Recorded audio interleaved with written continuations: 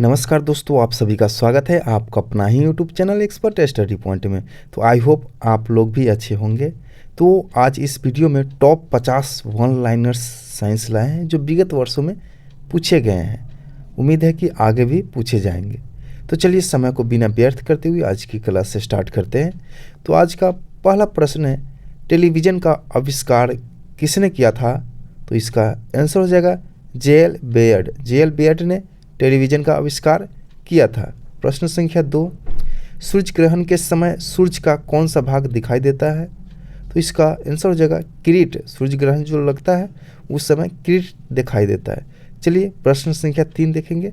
कपड़ों पर जो जंग के धब्बे लगते हैं उसको हटाने के लिए किसका प्रयोग किया जाता है? तो इसका आंसर हो जाएगा ऑक्जेलिक अम्ल। कपड़े पर जो दाग जो लगते हैं उसको हटाने के लिए ऑक्जेलिक अम्ल का प्रयोग करते हैं। चलिए प्रश्न संख्या 4 देखेंगे।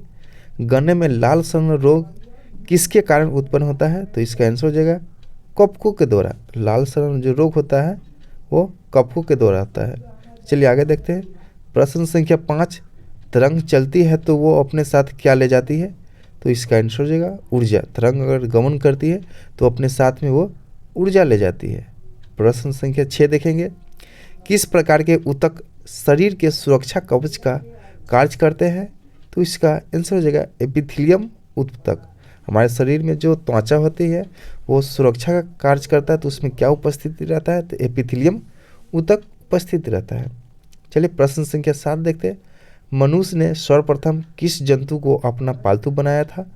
तो इसका आंसर हो जाएगा कुत्ता। मनुष्य ने कुत्ता को सर्वप्रथम पालतू बनाया था। प्रश्न संख्या 8 देखेंगे। किस वैज्ञानिक ने सर्वप्रथम बर्फ के 2 टुकड़ों को आपस में घिसकर पिघला दिया? तो इसका आंसर हो जाएगा डेवी। डेवी एक वैज्ञानिक थे जिसने 2 पत्थर को आपस में रगड़े और रगड़ने के बाद क्या किया, घर्षण होते हुए वो दोनों पिघल गए।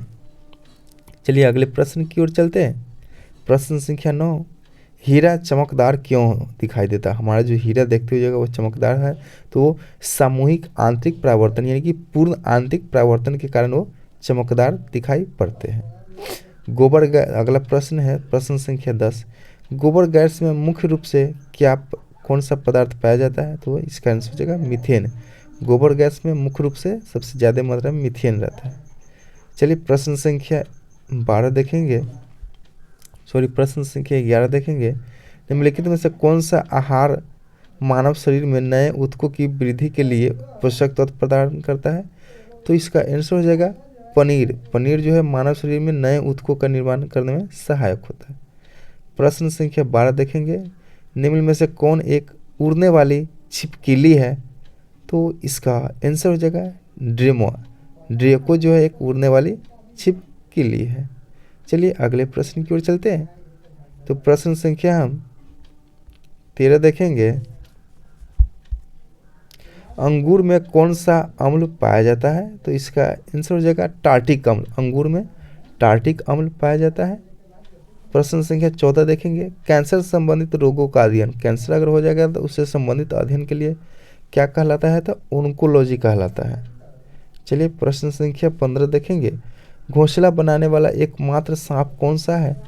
तो इसका आंसर हो जाएगा किंग कोबरा। घोंसला बनाने वाला एकमात्र सांप कौन है? तो किंग कोबरा है। प्रश्न संख्या 16 देखेंगे। भारत में पाई जाने वाली सबसे बड़ी मछली कौन सी है? तो व्हेल शार्क है। सबसे बड़ी मछली कौन सी है? तो व्हेल शार्क है। चलिए प्रश्न संख्या 17 देखेंगे। दांतें किसका एक अच्छा स्रोत है? तो इसका आंसर हो जाएगा प्रोटीन का। प्रश्न संख्या 18 देखेंगे। देसी घी में जो सुगंध क्यों आती है? देसी घी जो खाते होइएगा उसमें सुगंध आता क्यों? तो इसका आंसर हो जाएगा डाई एसिटिकी के कारण होता है। किसके कारण? तो डाई एसिटिल के कारण सुगंध दिखाई देता है। चलिए प्रश्न संख्या 19 देखेंगे। इंद्रधनुष में किस रंग का विक्षेपण अधिक होता है? तो इसका आंसर हो जाएगा लाल रंग का। चलिए प्रश्न संख्या 20 देखते हैं। सूर्य की किरण में कितने रंग होते हैं? तो 7 रंग होते हैं, सभी को पता है। या इंद्रधनुष पूछे, सूर्य की किरण पूछे या इंद्रधनुष पूछे तो उसमें कितने रंग होते हैं? 7 रंग होते हैं। चलिए अगले प्रश्न की ओर चलते हैं। प्रश्न संख्या मेरा 21 होगा। टाइपराइटर यानी जिसको हिंदी में टंकन मशीन का आविष्कार कौन किया था? तो सोल्स नामक वैज्ञानिक ने टाइपराइटर की खोज किया था। प्रश्न संख्या 22 देखेंगे, सिरका को लैटिन भाषा में क्या कहा जाता है? तो इसका आंसर हो जाएगा एसीटम कहते हैं। सिरका को लैटिन भाषा में क्या कहते हैं? तो एसीटम कहते हैं। चलिए प्रश्न संख्या 23 देखेंगे, दूध की शुद्धता का मापन किस यंत्र से किया जाता है? तो इसका आंसर हो जाएगा लैक्टोमीटर। लैक्टोमीटर से दूध की शुद्धता का मापन किया जाता है। चलिए प्रश्न संख्या 24 देखेंगे, पृथ्वी पर सबसे अधिक मात्रा में पाया जाने वाला धातु कौन सा है? यहाँ धातु की बात की है तो इसका आंसर हो जाएगा एल्युमिनियम हो जाएगा, जबकि तत्व की बात करता है तो ऑक्सीजन आता है पहला नंबर पे। चलिए प्रश्न संख्या 25 देखेंगे, मोती मुख्य रूप से किस पदार्थ का बना होता है? तो इसका आंसर हो जाएगा कैल्शियम कार्बोनेट। मोती जो होता है कैल्शियम कार्बोनेट का बना होता है। चलिए प्रश्न संख्या 26 देखते हैं, मानव शरीर में सबसे अधिक मात्रा में पाया जाने वाला तत्व कौन सा है? तो इसका आंसर हो जाएगा ऑक्सीजन। मानव शरीर में सबसे अधिक मात्रा में पाया जाने वाला तत्व कौन है? ऑक्सीजन है। चलिए प्रश्न संख्या 27 देखेंगे, आम का वनस्पतिक नाम का या वैज्ञानिक नाम क्या है? तो इसका आंसर हो जाएगा मैंजीफेरा इंडिका। आम का वनस्पतिक नाम क्या है? तो मैंजीफेरा इंडिका है। चलिए प्रश्न संख्या 28 देखेंगे, कॉफ़ी पाउडर के साथ मिलाया जाने वाला चिकोरी चूर्ण प्राप्त होती है? तो इसका आंसर हो जाएगा जड़ों से। चिकोरी चूर्ण जो प्राप्त होता है ना वो जड़ से प्राप्त किया जाता है। चलिए प्रश्न संख्या 29 देखेंगे, विटामिन सी का सबसे अच्छा स्रोत कौन सा है? तो इसका आंसर हो जाएगा आंवला। विटामिन सी का सबसे अच्छा स्रोत क्या है? तो आंवला हो जाएगा। चलिए अगले प्रश्न की ओर चलते हैं। प्रश्न संख्या 30, सबसे अधिक तीव्र की ध्वनि कौन उत्पन्न करता है? तो बाघ। बाघ जो है सबसे अधिक तीव्र से ध्वनि उत्पन्न करता है। चलिए प्रश्न संख्या 31 देखेंगे, मानव शरीर में सबसे लंबी कोशिका कौन सी होती है? तो इसका आंसर हो जाएगा तंत्रिका कोशिका। मानव शरीर में सबसे लंबी कोशिका कौन है? तो तंत्रिका कोशिका होती है। प्रश्न संख्या 32 देखेंगे, दांत मुख्य रूप से किस पदार्थ के बने होते हैं? तो इसका आंसर हो गया डेंटाइन होता है, और डेंटाइन में भी कैल्शियम और फॉस्फेट का बना होता है। चलिए प्रश्न संख्या 33 देखेंगे, किस जंतु की आकृति पैर की चप्पल के समान होती है? पैर की चप्पल के समान कौन सी होती है? तो इसका आंसर हो जाएगा पैरामीशियम। पैरामीशियम एक जंतु है जिसका आकार आप देखिएगा तो पैर के चप्पल की समान होता है। चलिए प्रश्न संख्या 34 की बात करें तो निम्न में से किस पदार्थ में प्रोटीन नहीं पाया जाता है? तो वहाँ यहाँ तो ऑप्शन से देखने वाली बात है, तो चावल रोटी ये सब क्या है, उसमें कार्बोहाइड्रेट रहता है तो उसमें प्रोटीन पाया नहीं जाता। चलिए प्रश्न संख्या 35 देखेंगे, मानव मस्तिष्क का लगभग कितना ग्राम वजन होता है? उसकी वजन की बात करें तो इसका आंसर हो जाएगा 1350 ग्राम। मानव मस्तिष्क का जो वजन होता है लगभग 1350 ग्राम होता है।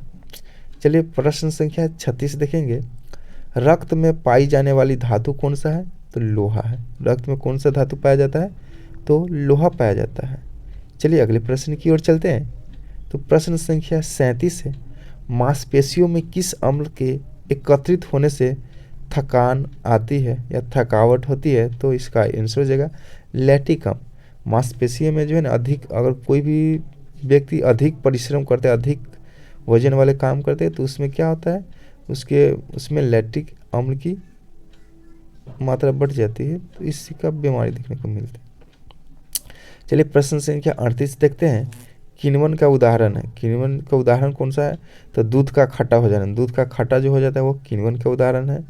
खाने की ब्रेड का बनाना, खाने वाला जो ब्रेड बनता है वो भी किण्वन के उदाहरण है। और गीले आटे का खट्टा हो जाना, अगर आटा सान देते हैं 1 दिन के बाद छोड़ देते तो वो खट्टा हो जाता है, ये सब किण्वन का उदाहरण है। प्रश्न संख्या 39, केंचुए की कितनी आँख होती है? तो इसका आंसर हो जाएगा एक भी नहीं। केंचुओं का एक भी आँख नहीं होता है। चलिए प्रश्न संख्या 40 देखते हैं, गाजर किस विटामिन का समृद्ध स्रोत है? तो इसका आंसर हो जाएगा ए। विटामिन ए का सबसे अच्छा स्रोत क्या है? तो गाजर है। चलिए प्रश्न संख्या आगे देखते हैं। प्रश्न संख्या 41 की बात करें तो चावल को पकाने में कहाँ अधिक समय लगता है? तो माउंट एवरेस्ट। इसका आंसर क्या हो जाएगा? Mount Everest. माउंट एवरेस्ट पे जाइएगा तो चावल को पकाने में अधिक समय लगता है। चलिए अगले प्रश्न की ओर चलते हैं। निकट दृष्टि दोष वाला व्यक्ति के चश्मे में क्या लगाया जाता है?